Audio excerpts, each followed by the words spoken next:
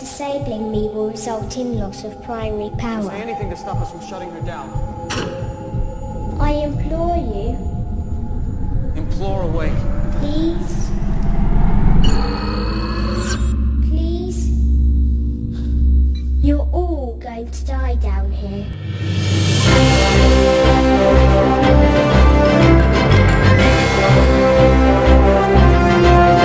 Hey there, Enthusiacs. Welcome back to Hero Talk. I am your host, Judge Greg. Joining me today, I got Goose and Tony. Guys, welcome back to Hero Talk. Thanks for having me. Always a pleasure. Alright, and today's topic is going to be Resident Evil, the film. That's the 2002 film, directed by Paul W.S. Anderson, starring Milla Jovovich. And as always, Hero Talk is a spoiler podcast. Folks, nothing is off the table. Everything is fair game. You've been warned. We can spoil anything we want. That's the nature of the podcast. You come in, you know the risks. Alright, so, Resident Evil. I kind of like this movie. I usually do not like a comic book, video game. This is a video game, yeah. Correct. I don't know what I'm talking about right now. Okay. I usually don't like video game movies. I really don't. But this one has always kind of had a soft spot for me. And I haven't seen the full series, honestly. I think there's 5 movies total, if my Blu-ray package collection is any indicator. Yeah, that should be right. With the final one coming out, I believe, next year? I think so. Yeah. So anyway, I haven't seen the last 2, and there's other ones coming. So we're gonna talk about whatever we can. So we might make reference to the future ones, but I personally can't reference too much that happened beyond the 3rd movie. But I've always liked the series. Now at some point, this movie got really weird because I saw the point where the dogs were getting gassed right at the very beginning. And normally that's the number one thing that makes me dislike a movie is the dog in peril. And I don't know if it's because the dogs were gassed and so they weren't bitten and so I didn't actually see them attacked or anything. Or if maybe it's because they didn't look like nice dogs in the first place. I don't know what it is. The dogs didn't bother me so much in this. And so I was still able to enjoy it. So I don't know if there's some weird psychological aspect going on with that. But I still think it's a fun movie. I like that it's not an adaptation of the video game, but they took some stuff visually and some concepts from the game, but they brought in all new characters, cause it definitely gets weaker the more and more video game characters they try to bring into this. I don't know, what did you think, Goose? I completely agree with you. I like the way that they took the setting of Resident Evil, but tried to do something original with it. It felt to me like that was actually how an adaptation really should be. You should take the situation, take the events from the game, but put your own spin on it. That way even fans of said game or movie or whatever, they have something that surprises them as well. Yeah, you just want to see something different. Alright, Tony, what'd you think? Well, I agree. I think it was an enjoyable movie, and I think it's one of the better video game adaptations. Not the best. I don't really know if there is a best. Yeah, I was about to say, what would you call the best? I honestly don't know, but I would definitely say this is one of the better movies. I haven't seen a whole lot of video game adaptations just because of the rep that they get, so I normally steer clear of them, but I had to see this one because the one thing I wanted to preface this episode with was that I'm a huge fan of the games, so it's really kind of hard for me to... Going into this movie was hard because I wanted to compare it so much to the first game, which is really what they were drawing a lot of the inspiration from. It was hard not to compare it to that. Goose, I think you'll agree with me. We both did the Point Streak episode on Resident Evil, so we're both pretty big fans. I don't know how hard it was for you not to draw those comparisons to the game, but it was difficult for me. But aside from that, I'm going to try to make it so I'm only, talking about the movie in and of itself here and judging that just kind of on its own. So again, I really enjoyed it. I thought it was a good movie all around. Not without its flaws, not a perfect 10 out of 10, but still an enjoyable movie. Oh yeah, I completely agree. Yeah. Now I have lost track of Resident Evil, and I will say I have not played anything since Resident Evil 0. So I played 1, I did the remake 1 for the GameCube, 0. I think I might have played through and beaten 2. That's one where you get to pick as either Claire or Leon. Right? Leon, yeah. And I played the Leon part of that. And I've seen is 3 the one where Nemesis is running around after you the whole game? Yes. Yeah, so I've seen somebody play for quite a bit of 3. I know that Code Veronica exists, and that's about it. And I saw about 5 minutes of Resident Evil 4 one time. And I owned Resident Evil 5, and I think I played it for all of 15 minutes. Yeah, so that's my experience. However, in 2002, when this game came out, I think I had a pretty good base knowledge of what the game and the movie was all about. So it's definitely a prequel. So you really only have to know that it happened sometime before Resident Evil 1, and Resident Evil 0 wasn't a thing yet. And I think we're all happier that Resident Evil 0 never becomes a thing. Although isn't it getting a remake pretty soon? Remaster. Yeah, that was not a very good game. No, it had an interesting mechanic, but yeah, I haven't beaten it myself either. So, anyway. But on to the movie. Well, the movie. Yeah, it actually kind of tied. It wasn't necessarily a prequel. It did try to kind of be the origin story that Resident Evil 1 was, kind of the release of the virus, which is, you don't really see that in the game, but you're kind of seeing the subsequent events of the virus kind of leaking out. So I do kind of think, again, it draws a lot of parallels with the first game. It is kind of like the origin story of the entire franchise, and it makes sense. I mean, because what I like about it is it doesn't tell you how the thing leaked out to the entire city, but it tells you all the stuff that happened there that was the precursor for the virus. Because you know exactly what's going to happen when they, at the very end, when they say we're opening up the hive. Like, well, okay, I know how this is going to end. It will not be good for you, but y'all are going to have a bad day. Yeah. It's, and I think this just goes in general. Anytime you have an ultimate failsafe that's required to kick in, don't override that. Just let that be its thing, Yeah, it probably went off for a reason. Yeah. Yeah. Or give them some time. Like, eventually everything down there will starve to death, and then you can go in. But, don't go in right away.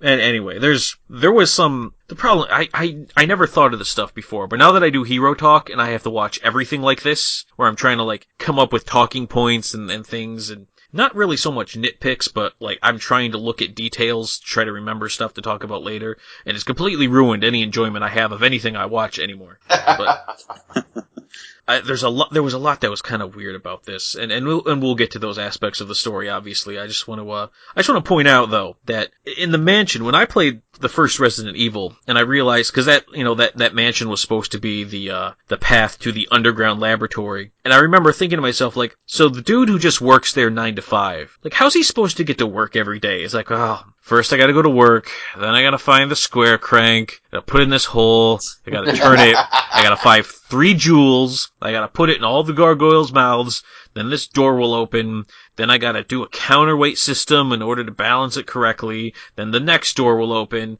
then I can get to work, and I got to do this all before my tech meeting at 9 o'clock. Right. Luckily, that's one of those things that they didn't adapt into the movie, because it would not have worked. So, yeah.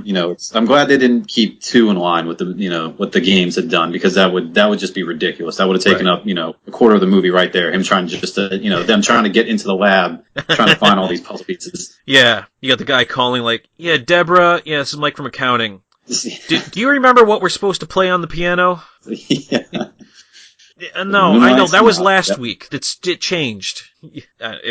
So I'm glad they didn't. It was nice to have the big mansion, though. It was pretty, before we get into that, we should at least talk about who was in the mansion. So we start with Milla Jovovich. And for those of you listening at home, that is the correct way to say her name. Milla Jovovich. I heard her say it. I listened to the director's commentary on this, and she was on it. And she says her own name more than once, because everyone else keeps jacking it up. So Milla Jovovich. That is her name. As Alice. Loved her in this, by the way. I love her in everything. She's one of those actresses that I like to see in stuff. She's usually pretty funny, and she's good, and she does a lot of action flicks, and I don't know, she's one of my favorite actresses to see, so it's nice to see her. I'm glad that our main character isn't Claire, or, who's the girl, Jill? Jill, yeah, what I really liked about Milla is that, she wasn't like even Jill and Claire and all the females in the games are kind of your, damsel in distress, I can't do this, and actually in the game they have less health, trying to signify that they're weaker. Mm-hmm. But, Alice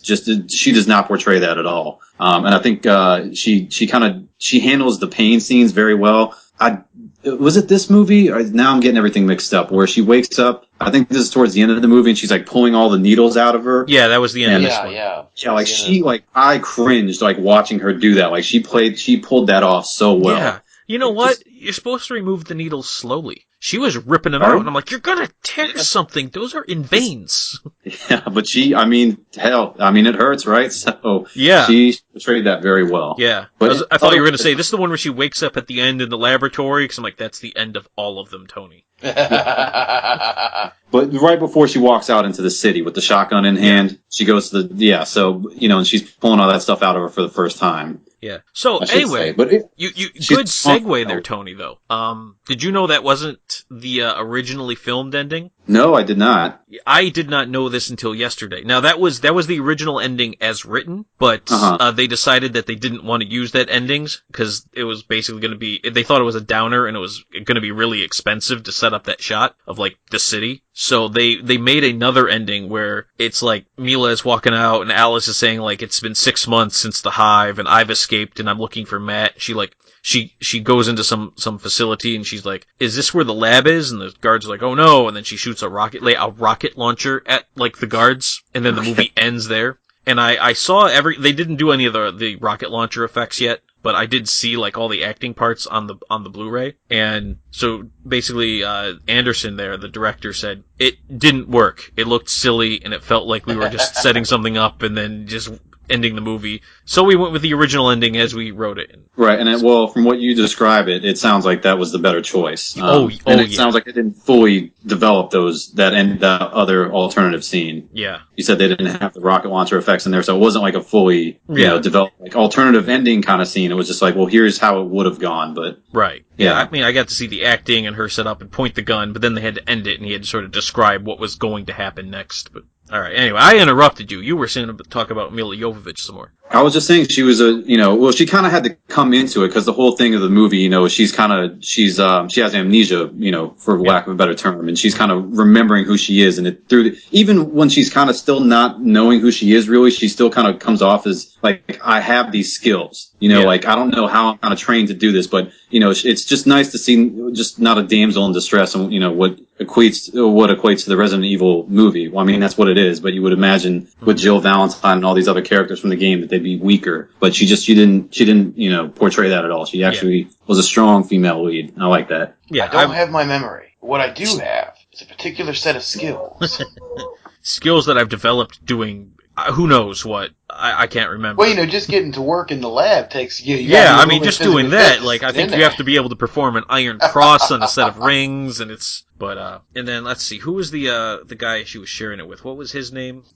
Couldn't tell you. I don't think I've seen him in anything else, but yeah, no, I'm looking at the cast list because I'm trying to think like, oh, the other guy that was playing her husband in the thing, and I'm looking, I'm like, no, that was one of the commandos. Spence? Yeah, Spence, that was it. Spence, yep. Right? Yeah, yes. By James Purefoy. I don't remember what else he's been in. We didn't list what else Milla Jovovich has been in because we'd be here the rest of the podcast. Right. Yeah, she has quite the extensive working ethic there. Yeah, so I'm looking for what this guy's been in. Oh, A Knight's Tale. I guess I remember him from that.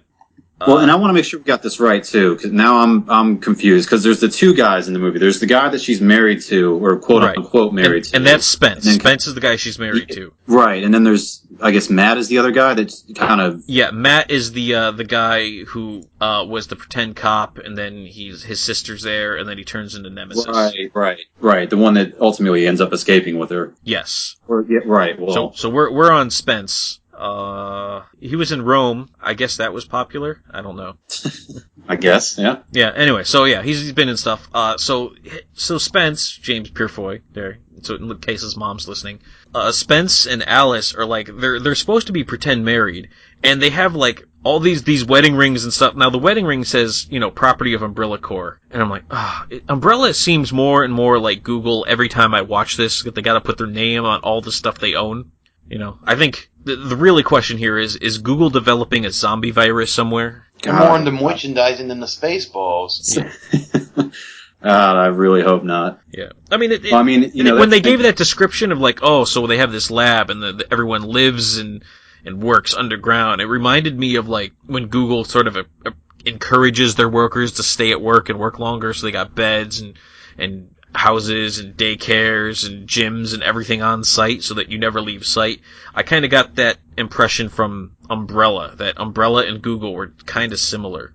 Right. Well, just take heart in this fact. At least Google's not into the pharmaceutical market, which is kind of how Umbrella covers kind of this stuff up. Yeah. Well, partly, they're like, well, we're a pharmaceutical company. Of course, we're going to research how to make our drugs better and more effective. So they kind of got a good cover for them. So when Google starts going into the pharmaceutical market, then we got an issue. In the meantime, Pfizer, we have issues. I'm looking at you, Pfizer. I'm keeping an eye on you. Yeah. But, like, they go through this, and at the point, like, especially when they show, like, Alice and Spence in bed with each other, like, so what's the point of that? Like, in case somebody was suspicious of the mansion and decided to peek in the windows at night, you have to put on all aspects of the married life? Like, this is essentially your job, that you have to live at this mansion and pretend to be married. But, I mean, you're still not, right? Like, it's a fake marriage, so basically you just have to pretend when you're outside and just wear the wedding ring and have the pictures and stuff. I mean, I don't even understand the pictures. It's not like they entertain, because that would just be ridiculous. Right. Well, I mean, it does seem like Alice kind of has ulterior motives. You remember in the scenes where she's kind of speaking with who was that out in the woods? Or no, I'm sorry. Am I mixing that up with? Again, my apologies. It's been a while since I've actually seen the movie. I wasn't able to sit down right before this and watch it. But who was it that was speaking with somebody else in the woods? Yeah, Alice was speaking with Lisa. Lisa was Matt's sister out in the woods. Right. Lisa played by oh no. You probably not. Heike McCash? Sure. I don't know. She's a German actress, and I just ruined her name. So yeah, I think maybe so. She was, the sister, when she was talking with her, I guess she didn't want Spence to get suspicious. I guess maybe, and maybe she was making it even more suspicious, being so lovey-dovey. I don't know. We don't get the whole, a great understanding of what the relationship was before everything. So I guess you're kind of right on that. We really don't know how serious they took it. It makes it seem like it was pretty serious, but yeah, it is kind of weird now that you bring it up. Yeah. So I'm looking up Heike McCash. I don't know if that's how you say it. I feel like such a goon when I get these wrong. She's in a couple of things I saw. She was in The Sound of Thunder, which was kind of a ridiculous, I'm pretty sure, direct-to-video movie with Ben Kingsley. And I know that describes 99% of Ben Kingsley's career, but it was, I did see it, and it was horrible and not recommended, but interesting theory. It was about time travel and how you ruin... It could have been called the butterfly effect, and they probably wanted to, but then Ashton Kutcher jumped on that, and so then they had to call it something else. The irony is there is a butterfly on the case for A Sound of Thunder. Right, well, because, and spoiler for Sound of Thunder, for anyone who was really dying to go see it, the changes to, like, the changes to the present happen because when they're in the past, they step on a butterfly. So, that's why I would think they'd really want the butterfly I'm sure the butterfly effect was the title they wanted for it. And then the other movie came out called The Butterfly Effect, and then they had to change it. I'm sure of it. And that segues us into an interesting point. Do either of you know what the original title for this movie was? Biohazard. No, that was the game. No. That was the game, yeah. I didn't know there was another. Was there like a sub, what do you call it, like a subtitle, or what, you mean the actual name? Yes, the original title for the movie was Resident Evil Ground Zero. And it was changed to just being Resident Evil after the September 11th attacks. Oh. Yeah. No, I did not know that fact. I had no idea. I only learned it just a few weeks ago. I was actually researching for when we first started talking about doing this video, or a podcast. Yeah. Mm-hmm. I immediately started looking at little fun facts, trivia, and that kind of thing. Yeah, I did not know that. I'm kind of glad they I like it better, I think, I agree. Resident Evil, yeah. I mean, I get where they were going, obviously, with Ground Zero, but yeah, not a good time. Mm-hmm. All right, so let's move on with the cast now. I'm not going to mention all those people at the beginning of the movie because they weren't super important, because there's like a ton of people listed for the very beginning of the movie.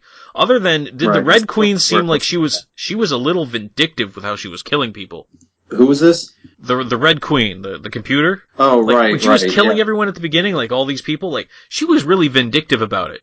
Well, yeah, but I think it was more of, I think it was, they didn't want the virus to get out, so, and... Well, right, but if you don't want the virus to get out, then just kill the people, but don't, start playing games with the elevator, moving it up and down, and messing with the girl. Well, true, yeah. She went full-on Bond villain there. Yeah.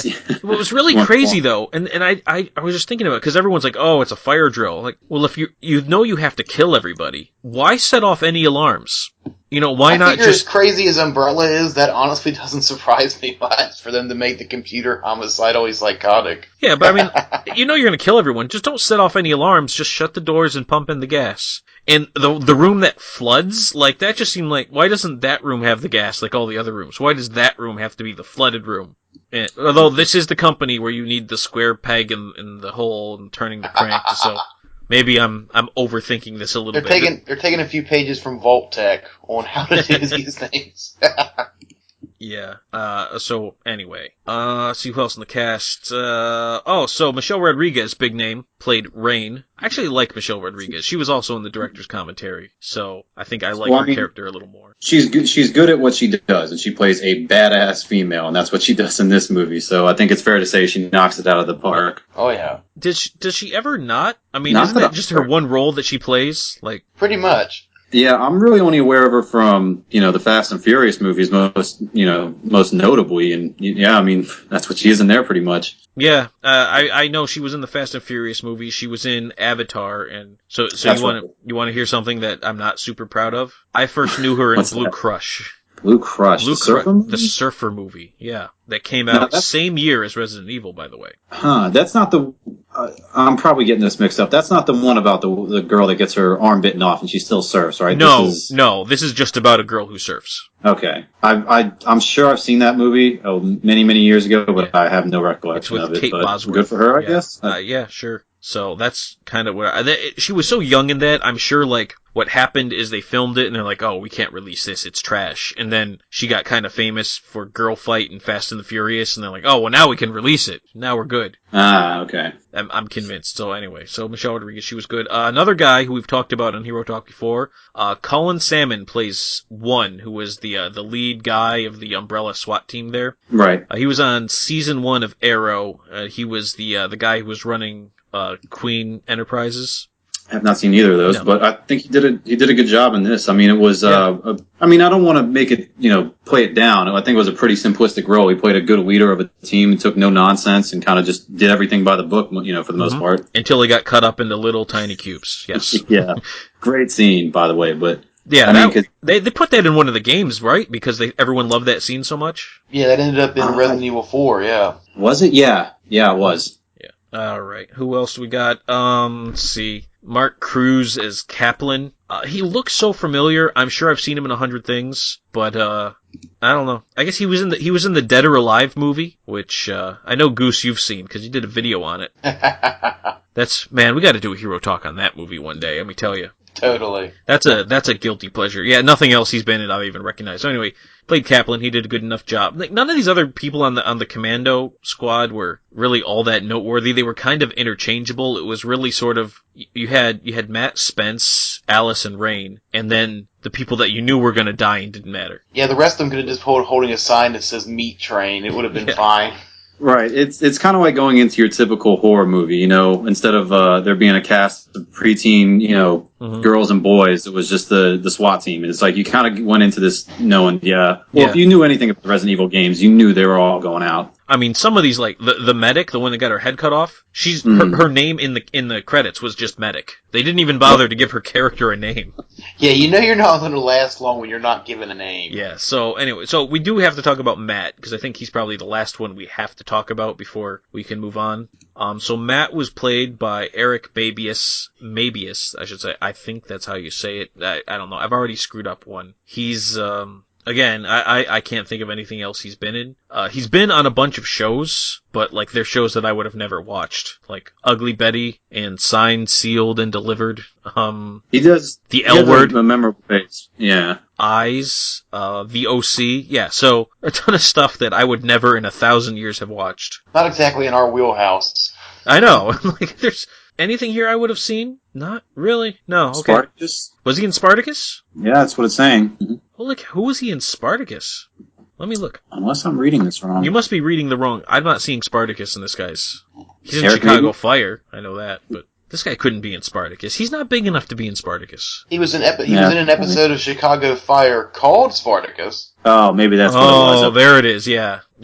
So we figured that out. All right. Anyway, so that's enough of the cast. So let's. Do we really want to talk about the opening scene anymore in terms of the Red Queen killing everybody? It was. I mean, it set the scene pretty well in terms of being creepy and kind of showing you what the movie was going to be like. Right, because the one thing about the movie that it sets up is it's really kind of, she's really the villain in this movie. You know, it's not really the monsters. They're not the villains. They're just kind of like byproducts of the villain. So, right. Yeah, I think it was effective in setting her up as that kind of vindictive queen, I guess. Why she takes it to those extremes, like you said earlier, is beyond me. But yeah. Maybe she's corrupted, you know? Oh, maybe. Who knows? But although I probably should give some credit to this. The little girl who did the Red Queen was Michaela Dicker. So yeah, it's just I'm just saying her name in case her mom's listening and wants to hear me give her daughter some credit.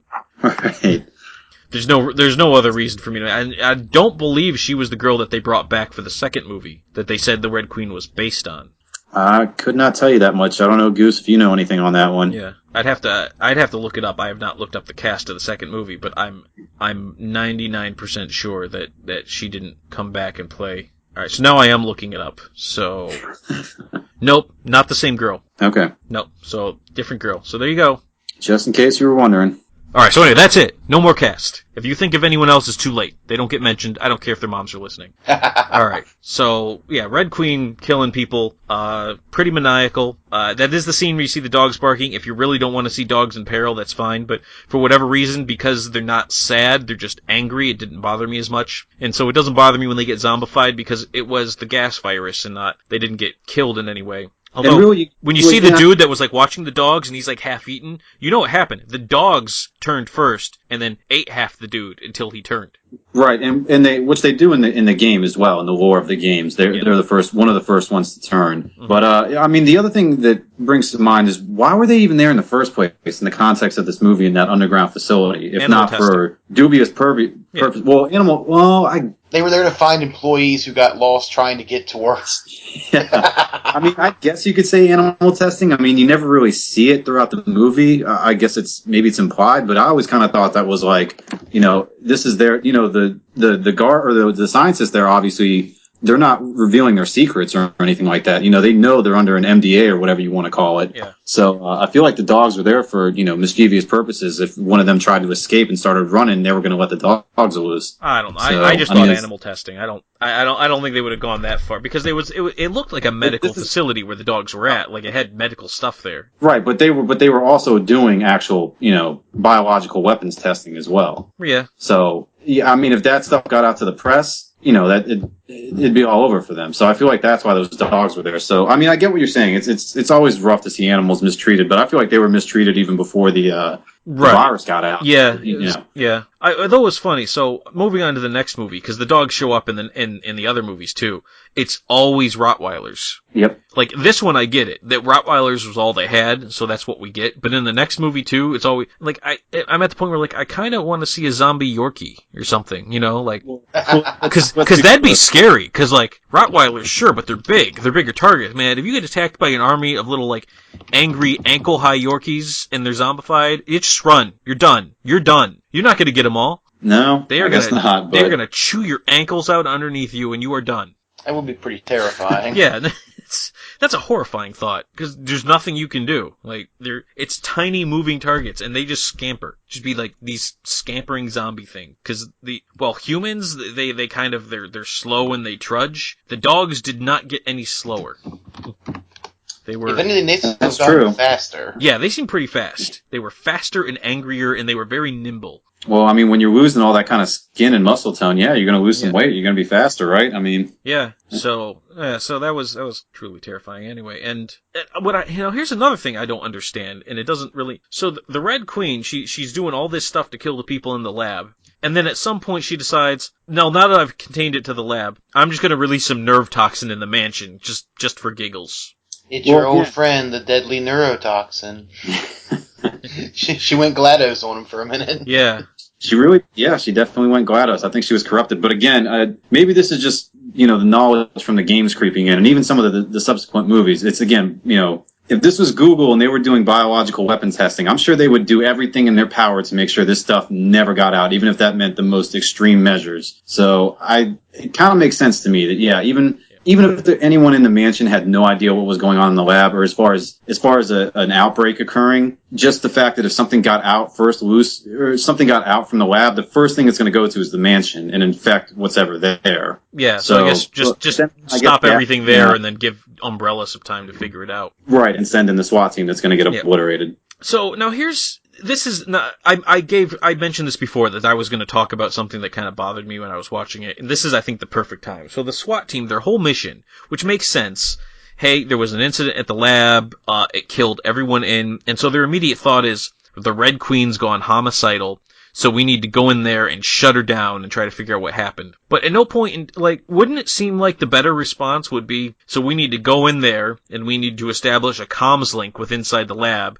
and activate the Red Queen AI and ask it what happened. At no point does trying to determine what happened from the Red, when they finally do ask the Red Queen was like, the T-virus was released. I had to do what was necessary to stop it from getting out. You don't understand. It can be spread.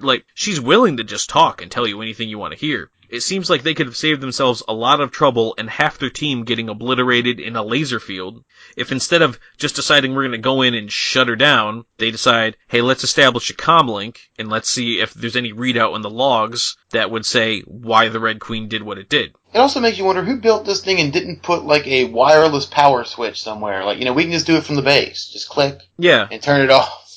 Yeah, like a remote shutdown. I mean, the people in the movie rigged up a remote shutdown. So, in the hour and a half they were in the facility, they saw an ample enough reason to have a wireless shutdown for the Red Queen. But the people who used the Red Queen didn't. And it was a lot of suspension of disbelief to believe the premise that they would have to go in and shut the Red Queen down. When in reality, I just kept thinking, there should be a log read. If something happened, what system doesn't have some set of logs that you can go back to and see a readout and figure out what happened? And we can even take a step back further. If you're a company that deals with biological weapons and neurological weapons and stuff, do you really want your glass canisters that you're keeping them in to be so fragile? Yeah, I mean, I have plates I could drop like that and it wouldn't break. Yeah, I do. The plates I eat my dinner off of, I could throw like that and they would not break. But that thing, he gave it a gentle toss across the room and released, the zombie virus. Why? No, you'd want to put it in something strong so if you did accidentally break it, you wouldn't release your bioweapon into the entire facility. Could you not afford Pyrex, people? Yeah. This is another thing. I'm sorry, I'm nitpicking, but this is what I do. You've heard Nero talk before. I think about stuff like this. He didn't go to some other room and toss the virus. He tossed it in the room where the virus was stored that he was working in. Why would that room have access to the main ventilation system? Good point. I did not think of that. That is a really good point, yeah. Yeah, why would he toss it in the room while he's still in it? I mean, that thing seems like it spreads extremely quick. Right. So, yeah, why? Yeah, it was a little far-fetched, yeah. But it's so silly for that to happen, because, he throws it in the room, the room where they work on this would obviously have some fail-safe where it would be, either negatively pressurized so that nothing could ever, so there would be no way that stuff could go from that room to the outside environment, because you wouldn't, because you're a corporation that makes this kind of thing and you understand mistakes happen. So, even biolabs in the real world have fail-safes like these. Right. And so I'm supposed to believe that Umbrella, this giant corporation that definitely does not want people to know what they're doing, doesn't have any fail-safe for the zombie virus they developed. I just found that it bothered me. There was a lot of aspects of that bothered me. There was the whole, okay, why was the lab leaking? Why did the guy throw it in the lab he's in? Why is the canister they keep it in so fragile? And why didn't the Red Queen have any kind of readout or communications with the outside world to say why the Red Queen went homicidal and killed everybody? Another question is, if there's a cure, which we find out there is, why would it immediately go homicidal? Why not just say, okay, we need to use the cure? Yeah, unless but it takes a while, because the people who are infected, it can't be an immediate thing, right? Because the people who are bit take a while, and that's directly in your bloodstream. Yeah, I'd like to think it would take a minute. I mean, I would think the gas would take longer to work. And I think it does. I mean, it's weird because I think really the majority of the zombies you see are the ones that are in the water. I don't know if that plays any effect, if that helps dilute it for whatever reason. But fun if you play the games, you kind of read some of the books in there. They talk about how when it was released in the air, it took days, and like they would be scratching themselves, and skin would just fall off, and then their speech would get really kind of like itchy, hungry, must eat Greg's face or something like that. It's actually kind of humorous, but I know I'm talking about the game at this point, but that sounds familiar. I think I kind of remember. Now, here's something which I don't know if this is significant. Is the fact that the green is the cure any reference to the green herb? Not that I'm aware of, Goose. I don't think so, but I mean, we could totally just say it is. Yeah, it totally was. I saw it. I caught it, you guys. I know that they said in the scene, for example, where the guy gets cubed by the laser, when you go back into that room, it's totally empty. They say that's a reference to when you go back to an area in the game after something happens and all the bodies have disappeared. Yeah. Well, I was going to be surprised if Greg didn't bring that fact up. Yeah, that was on my list. Gone. That was my list when everything, because I understand when like the other bodies are gone because they're zombies and the zombies are hungry and they eat. And I'm going to talk about the zombies eating in a second too because that also bothered me. But I'm on this rant right now. There's no reason for those other bodies to be gone. There was no zombies in the Red Queen room, and even if they were, they wouldn't just pick everything up and then scrub it down. Like the floor was pristine. That's not just we took the body parts away. That is, we took the body parts away, and then we got some buckets with mops, and we got some bleach, and somebody took a squeegee and ran it down the whole thing and sucked everything. Like, that's some concentrated effort right there that the zombies clearly didn't do. So it's like the Red Queen had a, laser room disposal thing that would self-clean. Maybe it was self-cleaning. Who knows? She got a blood Roomba going on. She just had the flooring completely replaced in that amount of time. Yeah. And she was deactivated, so maybe it wasn't the Red Queen. Maybe it was the Black Queen. That's the AI that controls the janitorial components.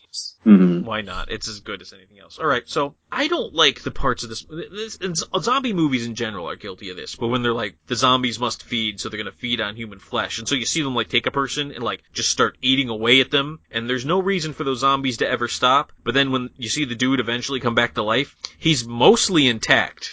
This happened to, I want to say, JD was the guy, and I'm not going to say who played him because I already called no more, so sorry, JD.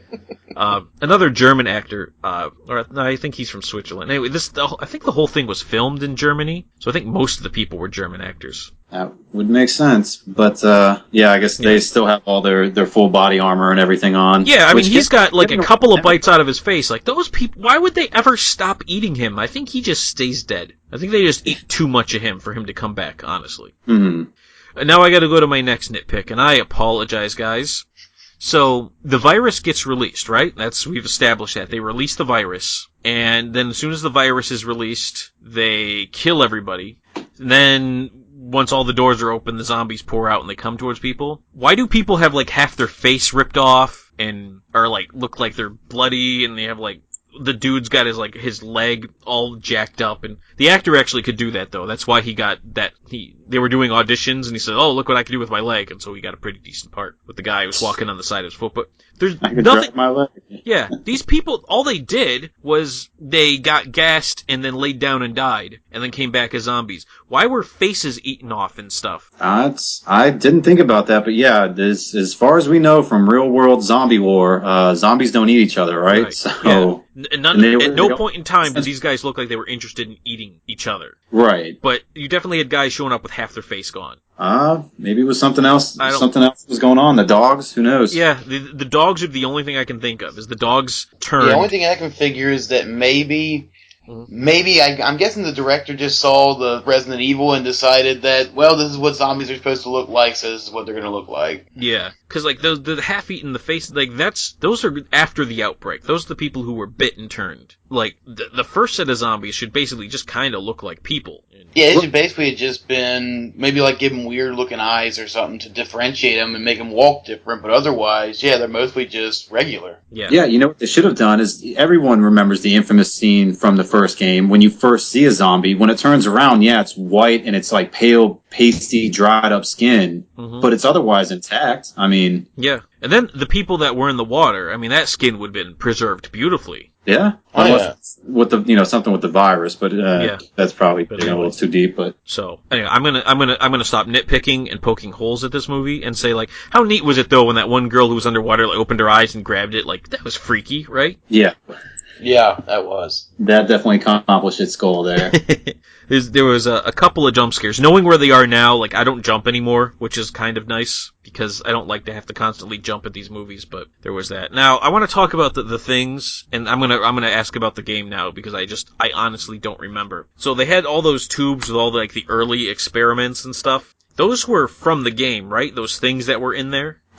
If I recall correctly, Goose, I think they weren't hunters. They I were think they're lickers. called Which you lickers. actually- Is that a thing? Lickers, yeah. I want to say that's- Milla yeah. Jovovich actually said. I think she's played the game because I actually think Milla Jovovich and Michelle Rodriguez played the game because they were constantly referencing stuff from the game, and it was. I mean, it's been a long time, so like I don't remember that. Actually, now that I think about it, yeah, that is. Okay, because I was getting the movies mixed up with the game. No, those things that were in the little pods were definitely lickers. Because you see one, that's what escapes from it when it slashes out. Uh-huh. Yeah, that's definitely a licker. And if you want to know the story behind it, which I thought they were going to do in the game, and they kind of do at the end of this movie, is that these lickers are actually, well, now that's actually bringing up another question in my mind about this movie, but lickers are actually, they're zombies that have been, zombified, for lack of a better word, for so long that they start to mutate, essentially. And that's why kind of is on the side. They do explain it in the movie. They say like they just took like just living tissue and kept injecting the T virus into it and just kind of turned into lickers. But they do say that they mute because like when one eats Spence, when Spence finally dies, it mutates because it ate Spence, and they make a point of that. Which again in the games you don't actually see lickers mutate, but I was fine. That was a freaky moment. That was scary to see something that scary become even scarier and stronger. Yeah. Although I gotta point out though, now that this movie is some 13 years old, the computer effects look so dated. They do. Yeah, the lickers do not look nearly as scary as they did the first time I saw it. Because I'm like watching, I'm like, oh, this looks terrible now. You know, because like the zombies still look really good, and you know, walking on the side of your foot guy still looks creepy as all get out. But man, the lickers did not look all that good. I mean, even I can kind of forgive the laser parts because it's just hard to show somebody getting their head cut off. And honestly, I had just seen Underworld a couple of days ago, so I can appreciate like the getting your head cut off part, and they did it better in Resident Evil than they did in Underworld, so I'll give them credit for that. But anyway, let's see. So that was the lickers, and so I guess we got to talk about the end of the movie. We do. Yeah. So these guys, we said it right at the beginning of the podcast. So dumb. They get in there.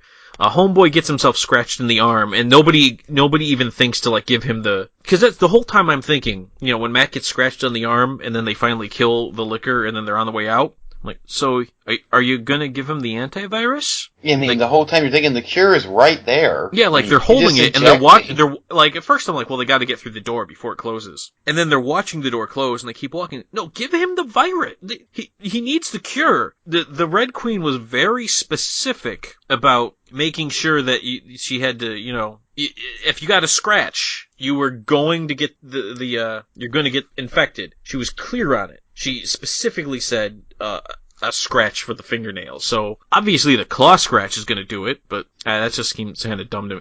The whole Red Queen trying to contain it when she was working with them, like I'm not entirely sure what her deal was in terms of she was pretending to help them, but they're like, we're going to fry you for real if you don't, because the AI is afraid for its life, maybe, which doesn't make any sense. Well, and then, like, the whole point, she's like, when she says this line, the creepy line, by the way, holy cow, like I've been a bad girl, like, okay, movie, hang on, that's wrong. I don't want to ever hear a little girl say that again, but... Yeah, movie, you go to the corner. That's not okay. But it was... I don't know, like, what she did, because she's like, I've been a bad girl. It was like, well, the liquor was already out. It let itself out. It's not like you did anything. They were all...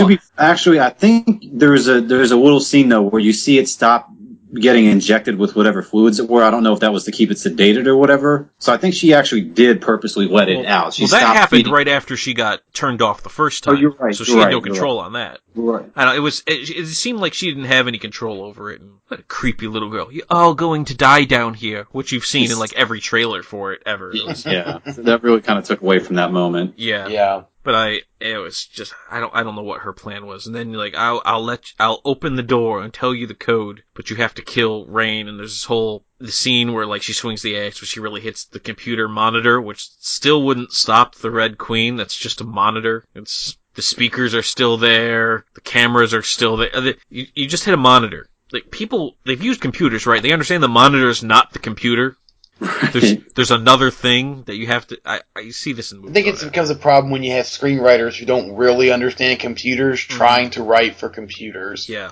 But anyway, that scene just seemed kind of arbitrary. Especially the Red Queen's all like, I can't let the virus escape. I can't. Like, you do understand somebody took a big old suitcase of the stuff out of there, right? Like not once but twice. If that liquor didn't show up, Homeboy would have been gone. Yeah. All right, so a movie comes, guys show up, and then they wanna go back in. They take Alice in. Matt goes into the Nemesis program, which I did recognize what that was. It's like, oh, he's gonna be Nemesis, and spoiler alert for Resident Evil 2. Yes, he does. He becomes Nemesis. We don't have a Tyrant, which is probably for the best. Tyrant. Ironically, we were going to have a Tyrant. It was originally going to be the last thing they dealt with. But they had orders from Capcom of what could and could not be in the movie. Yeah, originally, according to Anderson, the plant was going to be in the movie, the snake was going to be in the movie, and these things were all told him hold it back. They wanted them to just focus on zombies, dogs, and then after a lot of prodding, they were able to get the liquor. But yeah, originally that was supposed to be them fighting the Tyrant. Oh, I never really liked Tyrant, so I'm okay. Yeah, I think the liquor worked out better as, like, for lack of a better word, an end boss than the Tyrant would have. Because it would have just been, a big guy, but it would have just been a guy. Here it actually felt like they were fighting a monster.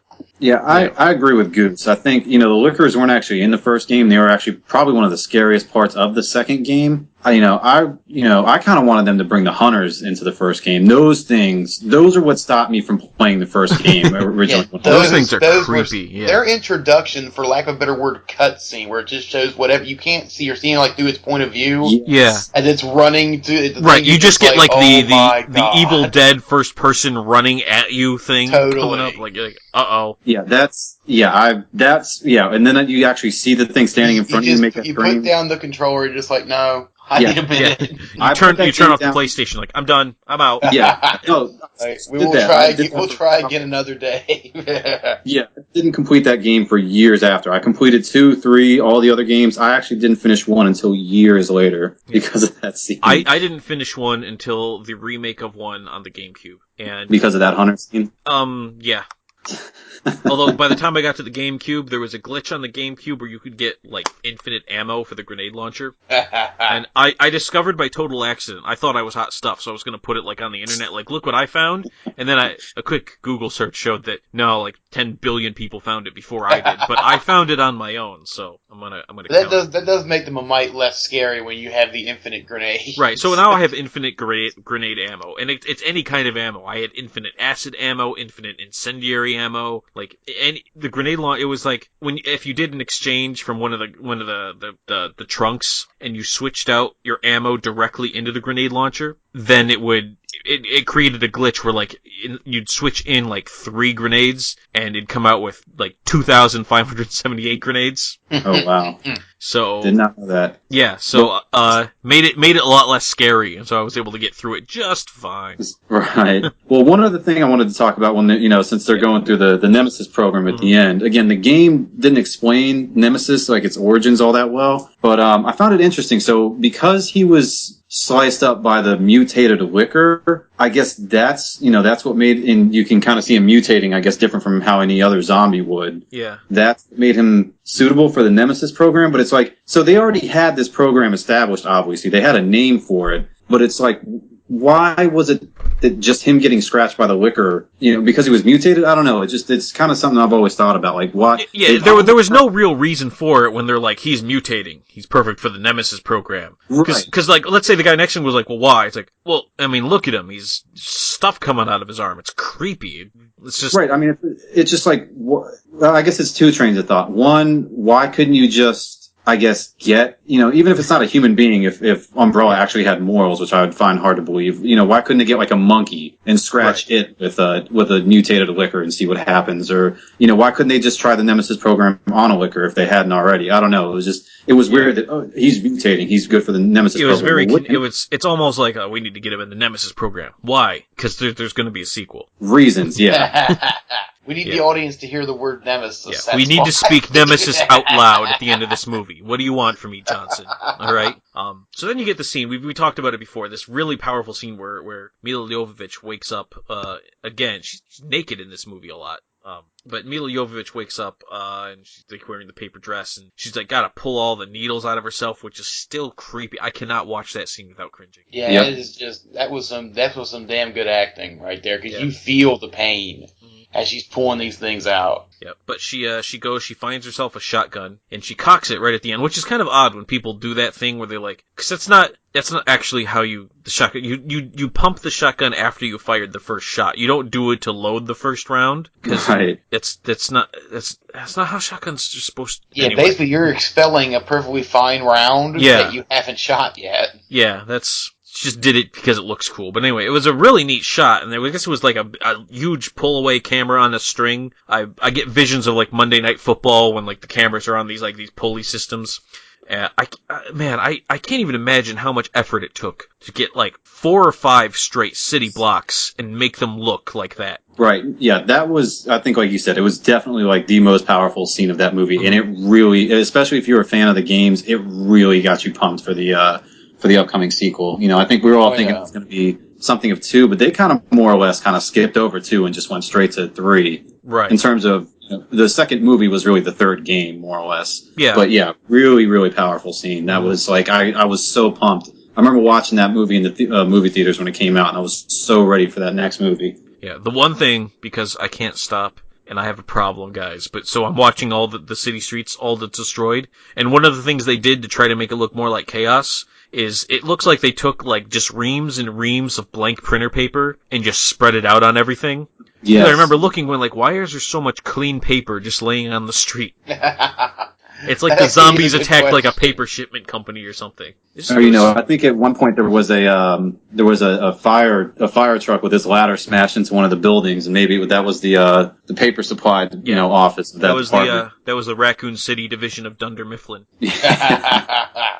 But then there was a random fire going, which is always funny in the post-apocalypse. And there's just random fires. Like I imagine in an actual post-apocalypse, fire is probably a pretty hot commodity. And there's not one just perpetually burning somewhere for no good reason with no one around it. Well, I'm sure you could argue that with lightning strikes like you could in California, right? But yeah. Anyway, all right. So I think that's it in terms of talking about the movie. Now we got to talk about what our favorite parts of Resident Evil was. And Tony, let's start with you. What's your favorite part of Resident Evil? The movie.